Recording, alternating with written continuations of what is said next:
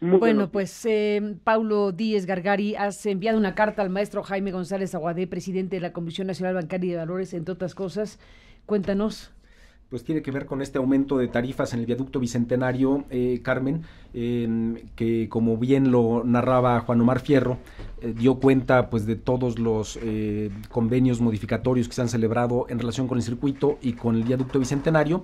Quizá ahí nada más acotar, faltó uno muy importante en el circuito exterior mexiquense, que es un acuerdo llamado el Acuerdo 01-2009, que eran estos instrumentos que utilizaba el secretario Ruiz Esparza para favorecer a OHL y que han tratado de mantener oculto.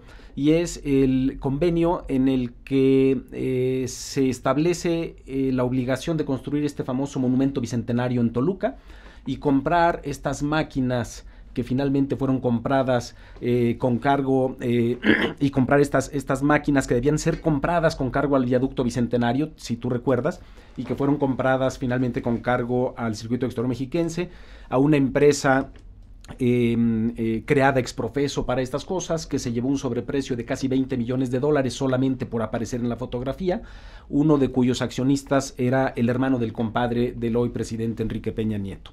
Digamos que este es un poco el antecedente. Pues bien, la carta que le envió a San Román, Jaime ¿no? San Román, efectivamente, la carta que le envió el día de hoy a Jaime González, presidente de la Comisión Nacional Bancaria y de Valores, Carmen, tiene que ver con un acto que a mí me parece muy grave y que lo señalé en su momento.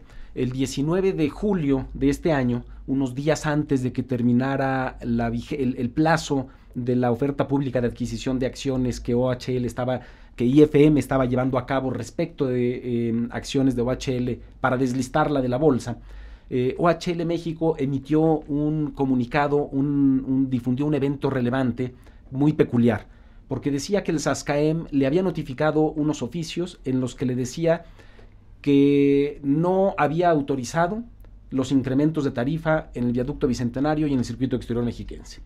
Que no le había autorizado. Cosa extrañísima, ¿no? Porque una autoridad que envíe una cosa como estas y que una empresa en mitad de una oferta pública de adquisición envíe esto, pues parecía como que este evento relevante no era un acto de transparencia, sino que tenía la intención de intimidar a los accionistas minoritarios de OHL, algo que ya habían acusado varias instituciones internacionales, instituciones financieras extranjeras, Carmen, no solamente yo, diciendo que IFM y sus asesores estaban amedrentando a los accionistas minoritarios para que vendieran en el precio que les estaban ofreciendo, que era muy, muy inferior al precio que establecían los estatutos sociales. Y entonces lo que le digo hoy a Jaime González es que cuando vimos eso, el 19 de julio, todos pensamos que se trataba de un acto de intimidación. Pero hoy, cuando vemos que menos de un mes después parece que el SASCAEM le autoriza un incremento de esta naturaleza, pues no tenemos otra más que pensar, Carmen, que esto se trató de una burda manipulación de mercado, pero realizada, y esto es lo más grave, Carmen, de la mano del gobierno del Estado de México y, como le pongo en la carta o en el mail que distribuí, en las narices de la Comisión Nacional Bancaria y de Valores, en las narices del regulador que hoy sigue empeñado en no ver nada, y nada es nada, que tenga que ver con OHL. Y esto, Carmen, lo que ocurre es que es un acto gravísimo, es un delito previsto en la ley del mercado de valores, algo que la comisión tendría que averiguar para ver si se engañó a los minoritarios y se les forzó a vender en un precio inferior. Lo que sabemos hoy, Carmen, y muy pronto lo tendremos documentado, es que este acuerdo para incrementar la tarifa casi en 20% en el viaducto Bicentenario, que representa, Carmen, digamos en un cálculo así muy sencillo, solo en el viaducto Bicentenario, más de 140 millones de pesos al año, que se le otorga a OHL un par de meses después de la elección y unas semanas antes de que tome posesión Alfredo del Mazo, pues nadie puede pensar que esto no tiene que ver con el pago de favores electorales. Pero lo grave es que este era un acuerdo tomado hace meses con el gobierno del Estado de México, que se mantuvo oculto. El ofrecimiento del Estado de México era que se incrementarían estas tarifas después de la elección. OHL le dice que espere todavía un poquito más para que pase la oferta pública de adquisición y pueda transmitirle a los accionistas minoritarios que no les va a autorizar, y ahora se lo autorizan. Y evidentemente no hay nadie del gobierno que nos diga si autorizaron o no, aunque en la página del SASCAEM ya están reflejadas las nuevas tarifas, lo que quiere decir que efectivamente, si no lo autorizó, por lo menos ya las consintió. Si las consiente, las autoriza, ¿no? En pocas palabras, Alfredo Figueroa. Bueno, estamos frente a muchos elementos que se congregan, digamos, esta mañana, viendo la comparecencia de Gerardo Ruiz Esparza, que si bien está concentrada en el tema del socavón, es un elemento que ha desatado una atención especial, digámoslo así, en la gestión de Ruiz Esparza, por la tragedia, por cómo fueron las cosas, porque están los legisladores cuestionando la licitación sobre este paso exprés en Morelos, etcétera, etcétera. Pero Gerardo Ruiz Esparza, junto con Enrique Peña Nieto, han sido dos personajes clave, obviamente, de la historia reciente de México, desde el gobierno del Estado de México ahora en el gobierno federal. ¿Qué podríamos decir si tomamos el hilo de lo que tanto tú como Emilio Álvarez y Casa y otros en la iniciativa ahora han publicado? ¿Qué decir de un hombre como Ruiz Esparza hoy ante los legisladores? ¿Qué deberían estar cuestionando los legisladores? Buenos días, Carmen.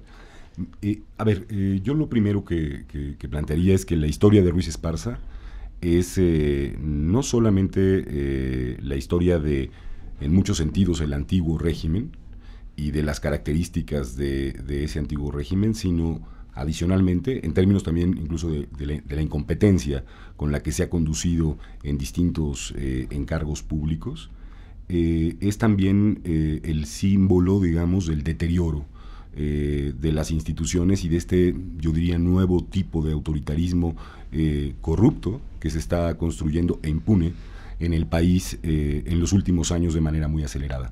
Ruiz Esparza fue en la campaña del papá del actual gobernador electo del Estado de México, el jefe de campaña cuando su padre aspiró a ser jefe de gobierno de la Ciudad de México y contendió en el año de 1997 contra entonces Cuauhtémoc Cárdenas, quien fungía como jefe de campaña de aquella elección, de la primera elección de la Ciudad de México, según los elementos que tenemos y hemos podido ir documentando, fue este hombre, Gerardo Ruiz Esparza. Es interesante porque cuando llega Peña Nieto al poder en el Estado de México, digamos que lo que hace es incorporar a diversas familias tradicionales, digamos, dentro de su gabinete, familias vinculadas a lo que se ha dado en llamar el grupo Atlacomulco, de mítica historia ya en el propio Estado de México, y una de esas familias o una de esas herencias tiene que ver con la incorporación de Ruiz Esparza en el gabinete de Peña Nieto como secretario de Comunicaciones y Transportes, recomendado por su tío, que es en realidad el padre del actual candidato electo, digamos, por el PRI en el Estado de México, que es Alfredo del Mazo.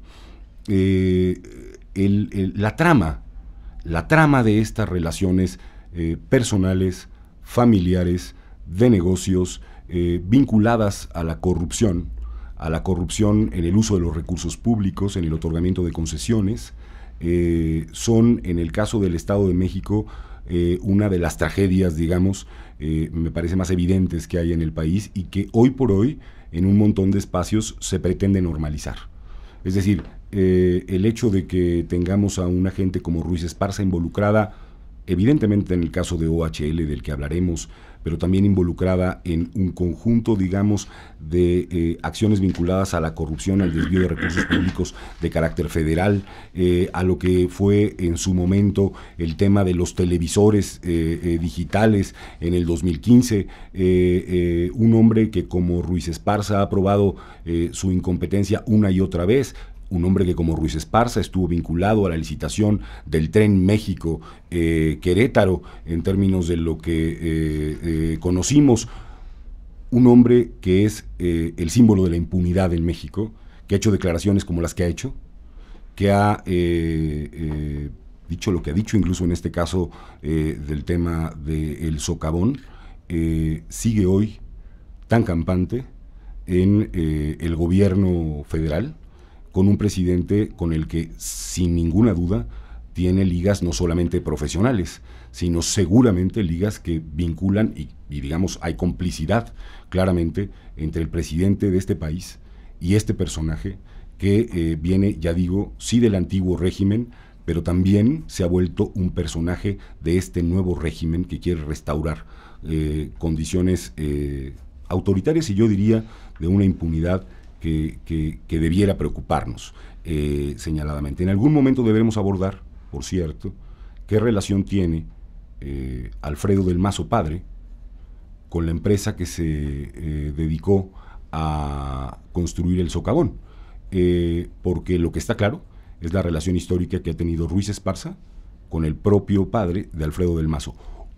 Un grupo político que pretende, si el tribunal no dispone otra cosa, gobernar el Estado de México y seguir saqueando el Estado de México en los próximos años en nuestro país. ¿Por qué no aprovechamos el punto y lo mencionas? ¿Qué relación tiene Alfredo del Mazo padre con esa empresa?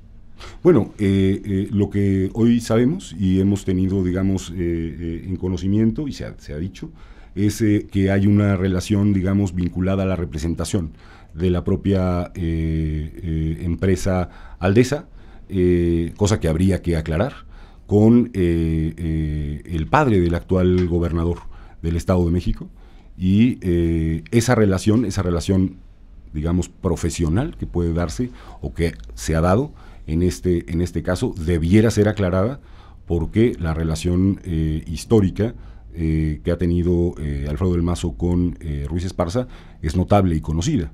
Por lo tanto, ¿cuál es, en términos de línea de investigación, lo que debiera de realizarse? Habrá que ver en este país quién hace investigaciones.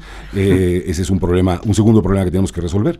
Pero en principio establecer el vínculo que hay de esta empresa para con este estilo de contratar priistas para que le representen frente a otros priistas, que es el mecanismo de las puertas giratorias, que es el mecanismo de empresas privadas que saben que en el país la manera de poder hacer negocios pasa por incluso contratar a quienes han estado o están cerca de una clase política que se encarga o está en los gobiernos de los estados o en el gobierno federal como mecanismo para poder estar y tener presencia en el país.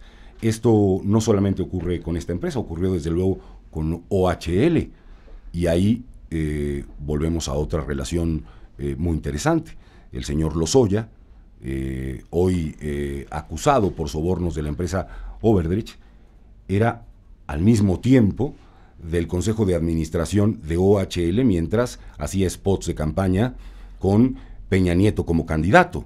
El señor Lozoya se iría después, una vez que gana Peña Nieto la presidencia de la República, nada menos que a la titularidad de Pemex en el país. El señor Lozoya... Viniendo de OHL. Viniendo de OHL. Aquí hay una red, Carmen, y hay un funcionamiento en red. Por más que las autoridades mexicanas, en general, el Poder Judicial de manera señalada, intentan fraccionar lo que es un comportamiento que debe ser analizado, investigado, en términos de su complejidad, muy parecida a una investigación que tendría que hacerse en torno al crimen organizado, porque es a partir de este sistema de complicidades, de tramas, que se van construyendo acuerdos que sirven evidentemente para el enriquecimiento de los servidores públicos, pero también sirven, y aquí aparece en mi opinión el núcleo duro, y por eso en Ahora hicimos el ciclo y presentamos las denuncias que presentamos.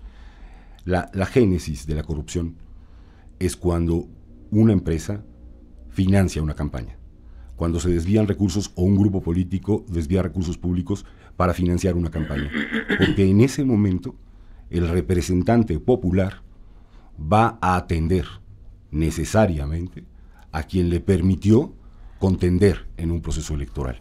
Ahí está, en mi opinión, el núcleo más preocupante de el golpe a nuestra democracia por conducto de este conjunto de prácticas. Pues es el gran tema, sin la menor duda. Bueno, el continente americano tiene una crisis en esa materia. La investigación Lavallato, que involucra a 6 empresas constructoras en Brasil, tiene como descripción básica lo que estás diciendo tú. Este modelo, este modus operandi de financiamiento a campañas y a políticos, de otorgamiento de obras millonarias, de sobrevaluación de esas obras millonarias y de un sistema de sobornos. Ese es el modelo Lavallato, que me decía Muñoz Ledo el otro día. Bueno, tampoco es mucha novedad en términos de las prácticas corruptas. La novedad es que sistemas judiciales de otros países han llegado a los más altos niveles. Ese es el tema en cuestión, me parece. Paulo Díez, Alfredo Figueroa, déjenme enlazar un fragmento de esta comparecencia que está siendo transmitida en vivo en este momento, precisamente del personaje del que hablamos esta mañana, Gerardo Ruiz Esparza, el secretario de Comunicaciones y Transportes, que está respondiendo a las preguntas de los legisladores. El tema, supongo que no único, pero el tema convocado inicialmente es precisamente el socavón del Paso Exprés en el estado de Morelos. Tema lamentable en el kilómetro 93.8, pero los 14.5 kilómetros están funcionando y espero sigan funcionando perfectamente bien. Lo estamos verificando para que así sea a través de las auditorías, inclusive de obras específicas, como es KPGM, que está haciendo, además del independiente, una auditoría de toda la obra para ver que haya cumplido con todos los requisitos que certificaron la supervisora, que supervisó la coordinadora de obra y la coordinadora de calidad. Entonces, no es que estemos echando culpas. Yo asumí la responsabilidad. Creo que en este caso, si hay un agente que se vincule con la responsabilidad del Paso Express, es su servidor. Y no me arrepiento. La asumí porque es mi obligación. Desde el primer momento que supimos de ella, fui, hice frente, atendí a los vecinos, estuvimos ahí atendiéndolos, los seguimos atendiendo a los vecinos, ya se les pagaron algunos enseres que perdieron, ya se repusieron coches, les dimos alojamiento para atenderlos y he dado la cara en todo momento sin... Bueno, pues hablando de los vecinos y de los afectados por el tema del socavón, hoy el diario Reforma, lo comentábamos antes de empezar, Paulo, esto que titula César Martínez, el periódico Reforma, intimida a Ruiz Esparza a deudos del socavón, ahora que está hablando en la comparecencia precisamente de que está atendiendo a todas las personas afectadas.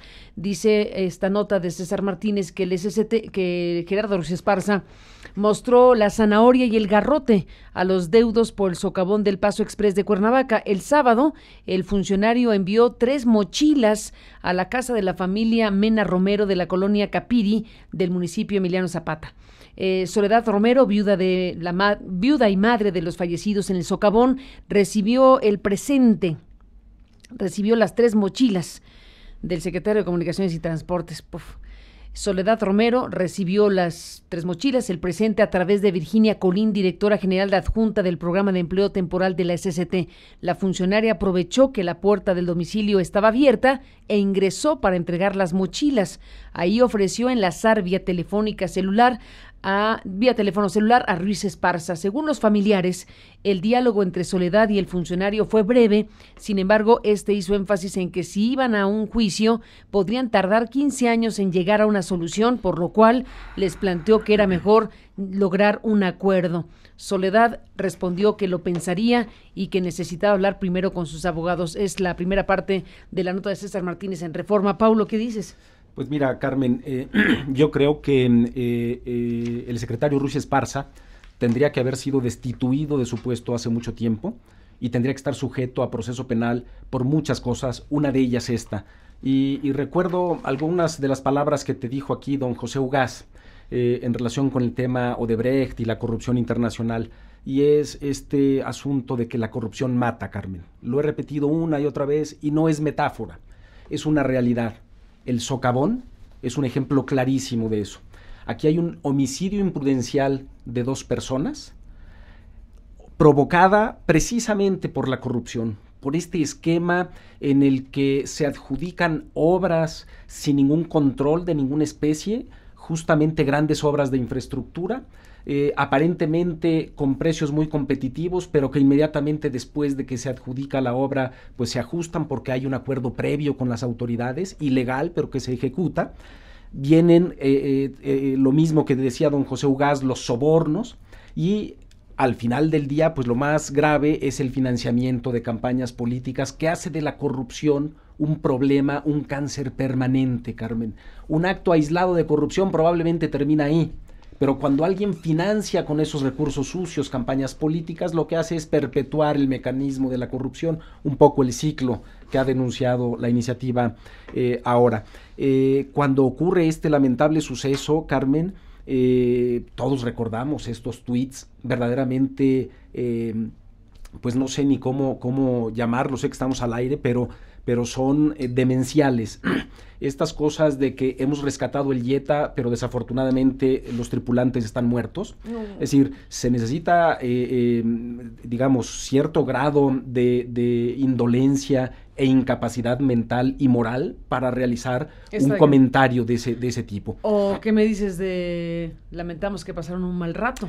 Bueno, pues es efectivamente... Un mal rato, yo, como lo he así dicho, le llamó al asunto. Carmen, este señor, Gerardo Ruiz Esparza, al que yo he bautizado como el esteta de la corrupción o el hombre del socavón moral y mental, porque efectivamente alguien que dice estas cosas no puede sino ser alguien que tiene problemas serios. ¿Por qué no es destituido y por qué no es sometido a juicio? Pues la respuesta me parece que es muy clara, Carmen. A ver, ¿cuál es? El presidente Peña tiene una afectación muy grave por la permanencia de este señor ahí. Si no lo quita, es porque el beneficio que recibe de esa permanencia ahí, por algún otro lado, que probablemente no vemos pero intuimos, es mucho mayor al daño que le causa. Esa es la única explicación, porque si no, pues tendríamos que asumir que estamos en un gobierno en donde todos son incapaces y tampoco habría que subestimarlos. Déjenme hacer un alto en el camino porque también habíamos de hablar del propio Congreso y de quienes están cuestionando al secretario Ruiz Esparza. Desde luego que hay todas las razones por las cuales hay que convocar a Ruiz Esparza para que explique el socavón, no hay duda. Sin embargo, creo que también llama la atención que no hayan hecho una comparecencia similar para otros asuntos enormes que parece que están fuera del radar de los legisladores. Por ejemplo, lo que ustedes han hablado ampliamente sobre la transferencia millonaria de recursos desde el gobierno federal, encabezado por Enrique Peña Nieto, una transferencia millonaria de recursos hacia el Estado de México, en beneficio del Estado de México, con el famoso tema del Sascaem y de la carretera Chama-Palechería, la carretera Chama-Palechería. Bueno, ese es un tema, desde mi punto de vista y del de ustedes, por lo que hemos comentado, enorme, y no ha merecido que el Congreso mexicano, hasta donde entiendo, haya hecho un llamado como el que está haciendo por el socavón, sin restarle méritos al tema del socavón. Alfredo Figueroa. No lo han hecho y me parece que... ¿No lo han hecho ni lo harán? Ni veo cómo, Carmen, hagan un planteamiento, digamos, desde el Congreso en la dirección de pedir cuentas y hacerlo a la mayor brevedad posible, porque efectivamente... una de las circunstancias más preocupantes en el país es el desvío de recursos federales al Estado de México mediante toda una trama también vinculada a la corrupción que terminaría llevando al Estado de México más de 3,000 millones de pesos de recursos de una carretera construida en 1991, concesionada entonces.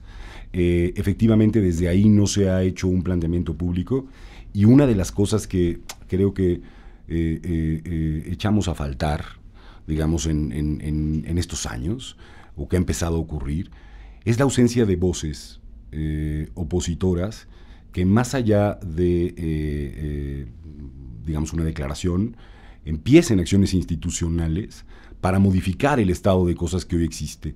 Es decir, una cosa es presentar, digamos, una declaración pública, incluso hacer un video en Facebook o lo que sea, y otra es iniciar los procedimientos desde el Poder Legislativo con el Poder Judicial para transformar este estado de cosas. Creo que efectivamente tendrían que rendir cuentas tendría que estar Ruiz Esparza unas 3 semanas en el Congreso, compareciendo con todos estos temas. Y mira que los mencionamos muy al vuelo, ahorita hacemos un recuento. Vamos haciendo un recuento y puntualizando, pero debería evidentemente rendir cuentas de este y de otros muchos temas. Me preocupa muchísimo lo que leíste, yo solamente quiero decir... del caso de Ruiz Esparza y las mochilas a la señora viuda y la que... Es de una indignidad inaceptable que tengas a un personaje de este tipo mandando a personal de la Secretaría de Comunicaciones y Transportes, yendo a intimidar a una persona que es una víctima a través de la entrega de 3 mochilas. No sabemos que tenían las mochilas ni qué cosa era. Pero no era sabemos, cosa, Carmen, ¿no? pero me parece que entrar a la casa y llegar y decir que 15 años, que se va a tardar 15 años un juicio si no acepta una indemnización, ¿en qué términos? Alguien debería ya, desde la Presidencia de la República, lo digo con toda seriedad, alguien debería ya tomar cartas en el asunto e impedir que este tipo de cosas sigan sucediendo. Porque no parecen tener un principio de realidad, Carmen, cuando estamos hablando de una víctima. Que perdió a su marido y a su hijo y otras muchas cosas. Y se ve sometida a este tipo de planteamientos, situación. Ya no digamos por parte de un funcionario ahí con una ocurrencia, del secretario de Comunicaciones y Transportes.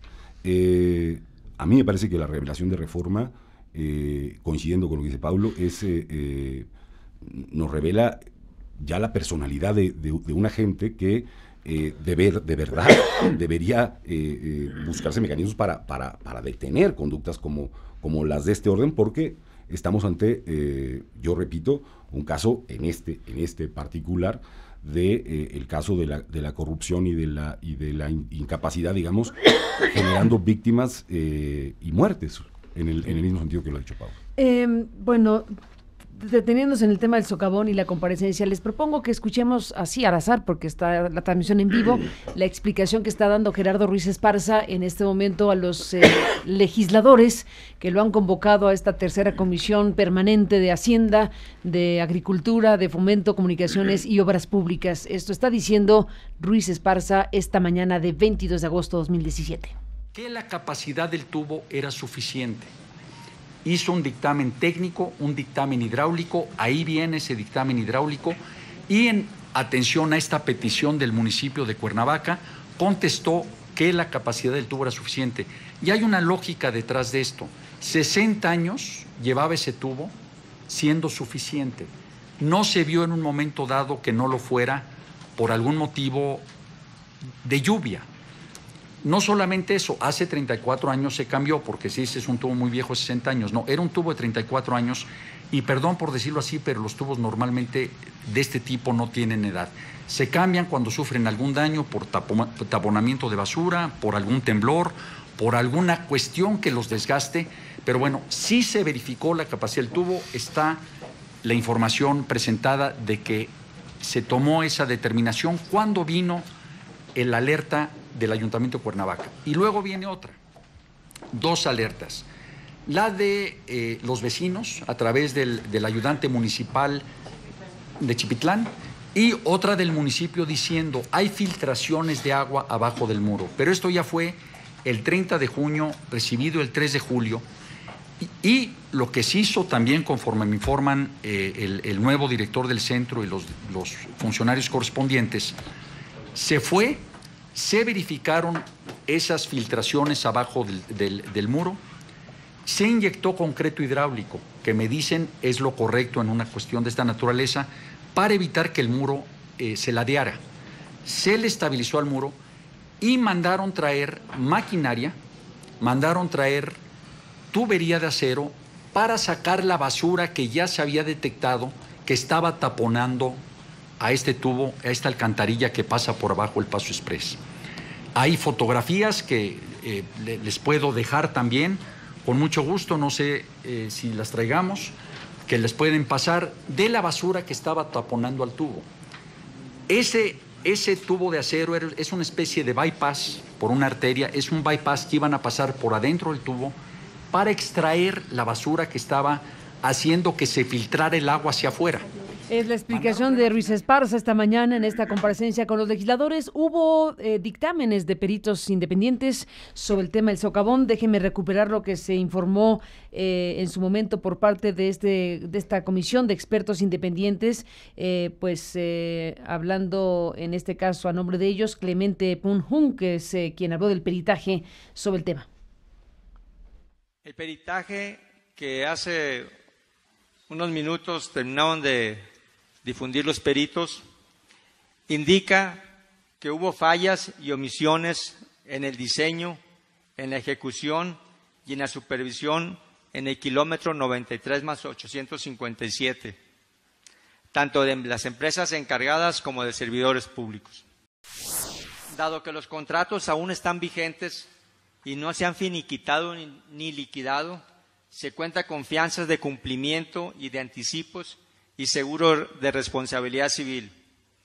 Esto significa que la Secretaría de Comunicaciones y Transportes cuenta con mecanismos para que a partir del deslinde de responsabilidades se ejecuten las acciones administrativas correspondientes. A partir de las investigaciones transparentes, rigurosas y precisas y del dictamen pericial técnico, el área jurídica de la Secretaría y la Secretaría de la Función Pública están trabajando para deslindar responsabilidades de cada una de las etapas del proceso constructivo. Bueno, pues deslindar responsabilidades, dice este director general de carreteras de la Secretaría de Comunicaciones y Transportes. Lo que plantearon los peritos, Alejandro Rosas Morales, presidente del Colegio de Ingenieros Civiles del Estado de Morelos, es lo siguiente, además de lo que dijo Pedro Pablo Torres Obando, presidente de la Comisión de Honor y Justicia del Colegio de Ingenieros Civiles del Estado de Morelos. Una vez que este colegio ha concluido el dictamen, nos unimos al reclamo de la sociedad de exigir a las autoridades deslindar responsabilidades. La importancia de tener empresas locales y profesionistas locales es porque nosotros conocemos las condiciones en las que está nuestro suelo. En este caso, por ejemplo, lo del Paso Express, como lo estamos explicando, si hubieran tomado en cuenta gente local, no hubiese pasado lo que ahorita sucedió. Sí, encontramos errores en ese sentido, por ejemplo, el desplante que usted menciona de los muros no estaban en terreno firme. Sí estaban sobre un terreno con cierta resistencia, pero que era muy fácil que con una eventualidad como la que tuvimos del flujo del agua, perdiera sustento fácilmente por el lavado de pinos. Entonces, sí se debió de haber garantizado que fuera en terreno firme para evitar cualquier eventualidad como la que tuvimos. El Colegio de Ingenieros está participando actualmente en la supervisión de las obras provisionales y definitivas, en lo que corresponde al puente carretero de 40 metros de longitud con 2 claros de 12 metros y uno de 24 metros.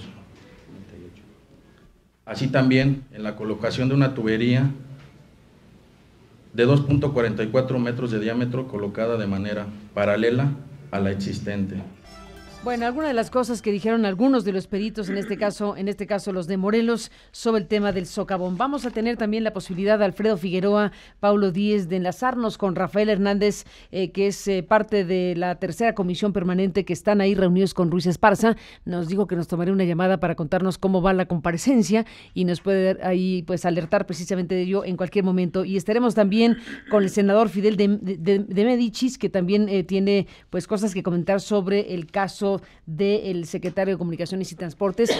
Bueno, pues en esta mesa, intentando hacer un recuento, Paulo Díez, de los muchos temas. Ya se mencionaron varios, pero estamos frente a esto que es el gran tema. Una gestión muy polémica, una gestión muy controvertida, una gestión que está arrastrando muchos asuntos que no terminan de resolverse y que está entrampado el asunto porque se han hecho exposiciones públicas muy delicadas, como las que hemos aquí comentado, pero que no acaban de procesarse como debería uno esperar, como debería procesarse en una democracia. Solo para preguntar, ¿cuántas denuncias en general has presentado, Paulo Díez? ¿Ante qué instancias sobre la actuación de Ruiz Esparza, de Peña Nieto y el tema de su gestión en el Estado de México y en el gobierno federal? Yo he presentado, Carmen, al día de hoy aproximadamente por lo menos 8 denuncias ante la Procuraduría General de la República. una que tiene que ver con el tema de la manipulación contable de OHL en bolsa y la participación de la Comisión Nacional Bancaria y de Valores, y el resto con distintos actos de corrupción en los que casi siempre aparece, hay que decirlo, este señor Ruiz Esparza, y si me permites rápidamente hago este recuento. Mira, en el Estado de México y vinculado a OHL tenemos la adjudicación del viaducto Bicentenario en favor de OHL, Carmen, cuando había una oferta que era sustancialmente mejor desde el punto de vista económico, pero a la que no se le asignó porque el diseño le pareció feo al señor Ruiz Esparza y así lo dejó asentado.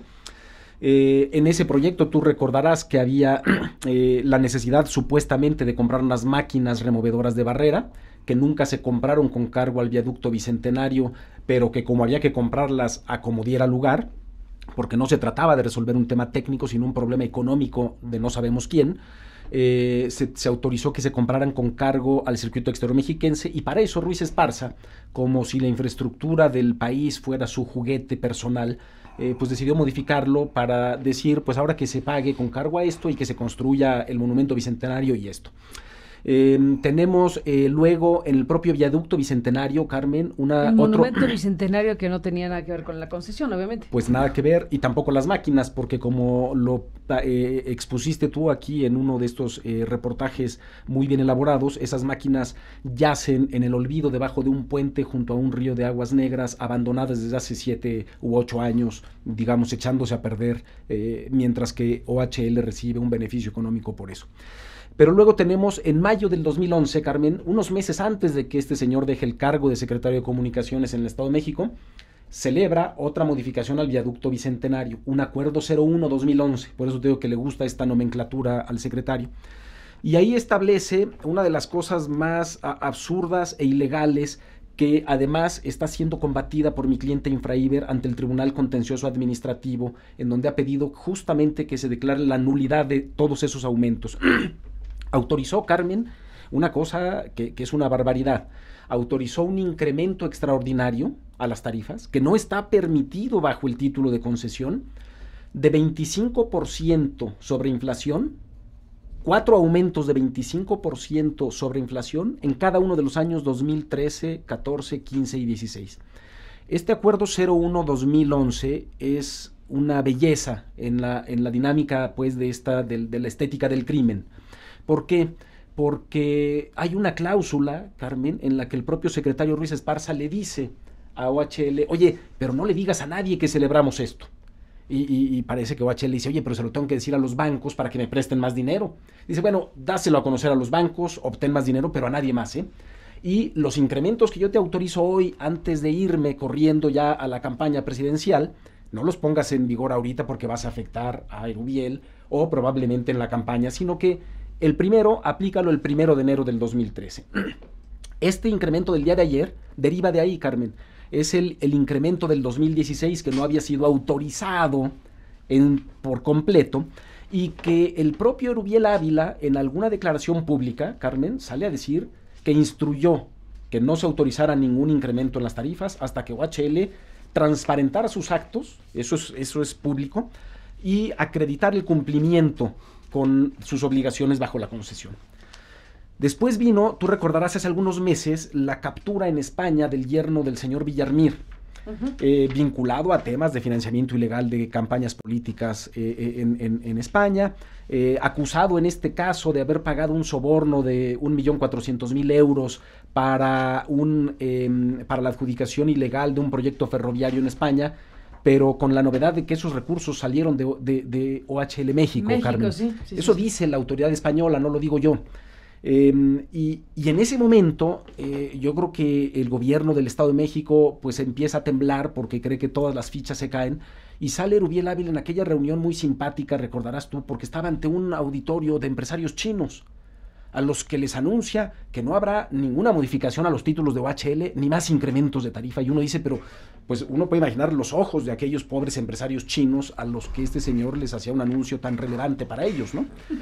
Pero resulta que no sabemos nada y hoy se autoriza. Y es relevante porque este incremento del día de ayer es responsabilidad de Ruiz Esparza. Bueno, tenemos la adjudicación de la autopista Atizapán a Tlacomulco en condiciones en las que claramente existía también una oferta muy superior a la de OHL.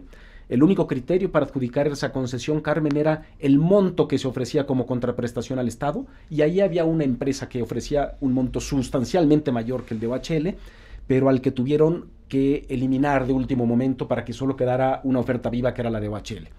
Es un proyecto, Carmen, esto es una vergüenza, en el que sin que hubiera siquiera un 1% de avance en la construcción de la obra, el señor Ruiz Esparza ya se comprometió a reconocerles una sobreinversión y ampliarles la concesión. Y uno dice, ¿por qué? No lo sabemos. También hay una denuncia mía por ese tema. La autopista Amozoc-Perote, una autopista federal, de la cual es también OHL es el concesionario, que le modifica en el 2015 esta concesión en términos también absolutamente ilegales. El título no lo preveía, Carmen, e incluso hubo un laudo arbitral previo que decía que OHL no tenía derecho a absolutamente nada. Nosotros... ¿Sobre la carretera? Sí, yo me doy cuenta de esto, no sé si lo recuerdes, porque OHL lo anuncia como evento relevante en el mercado, y esta es justamente una de las ventajas que tenemos hoy de que OHL sigue en la bolsa, porque algo nos enteramos y podemos los ciudadanos seguirle la pista. Y dicen que les ampliaron el plazo y que les autorizaron un incremento tarifario. Yo empiezo a cuestionarlo, y entonces el secretario Ruiz Esparza, que no me contesta a mí, pero se enoja y sale a los medios y dice que tuvo que hacerlo porque un juez lo obligó. Y yo, que sé poco de pocas cosas, pero algo sé de derecho, pues me pareció muy extraño, y le dije, oiga, esto suena muy extraño, deme una copia, le dije a la Secretaría de Comunicaciones, de esa sentencia que los obligó a pagar, porque yo creo que no hay nada. Y en uno de estos actos maravillosos que todavía ocurren en nuestro país, Carmen, la Secretaría de Comunicaciones y Transportes, el área de transparencia, me contesta y me dice que en efecto, que no existe ese convenio, pero que hay un laudo arbitral y que está a mi disposición, que si quiere pase por él. Pues inmediatamente pasé por él, y el laudo arbitral es una maravilla.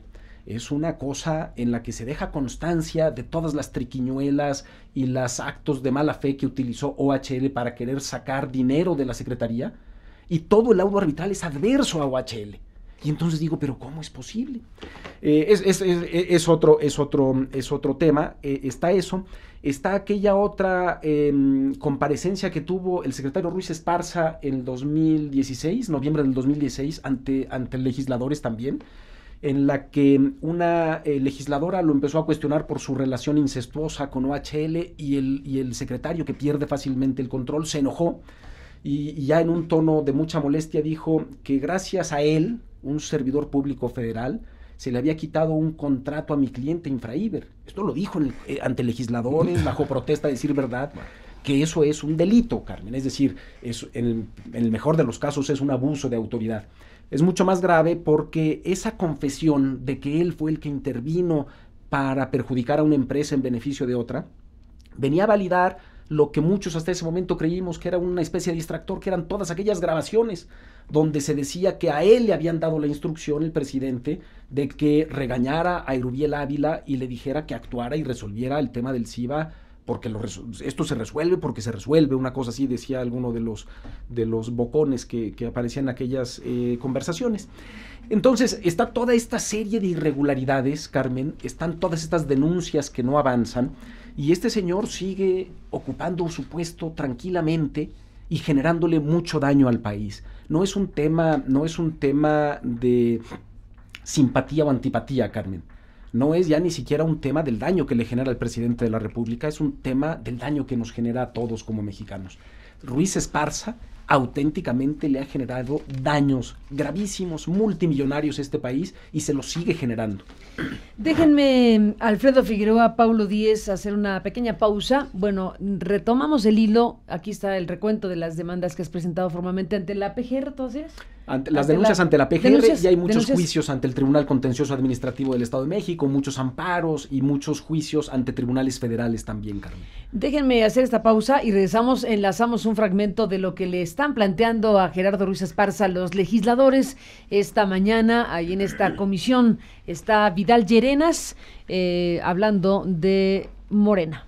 Diligencia muy grave de parte de alguien que directamente depende de su oficina. Es interesante cómo usted dice que no le importa que le hagan auditorías, que le ayudan. Eso es interesante porque me da la impresión de que hace caso omiso de las mismas. Cuando yo vi el tema del socavón, hice lo primero que creo que es correcto hacer, que es ver qué auditó la Auditoría Superior de la Federación al respecto. Y me encontré, obviamente, el informe de 2015, en donde, a diferencia de la mayoría de los informes de auditoría, dice que no se cumplieron las disposiciones legales y normativas aplicables.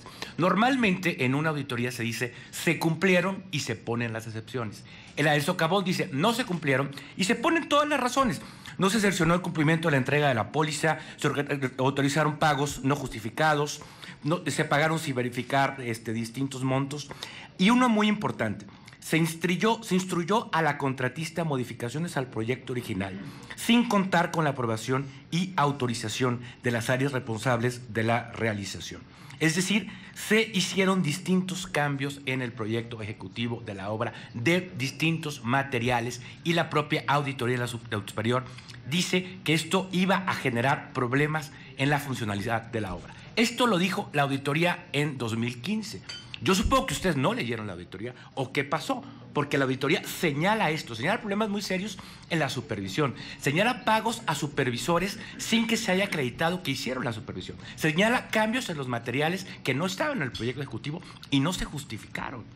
Es decir, no solamente hubo una empresa que dijo que había un problema, la Auditoría Superior de la Federación dijo que había un problema y que en general ustedes no cumplieron la ley en este caso.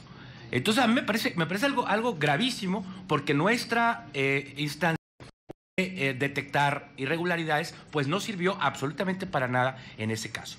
Usted dijo y Arenas, hablando de lo que hizo la Auditoría Superior de la Federación sobre el tema de este Paso Express y cómo no se le hizo caso a todas las observaciones de esta instancia de legislativo sobre la Auditoría Superior de la Federación. Regresamos después de la pausa, estamos en un instante con ustedes.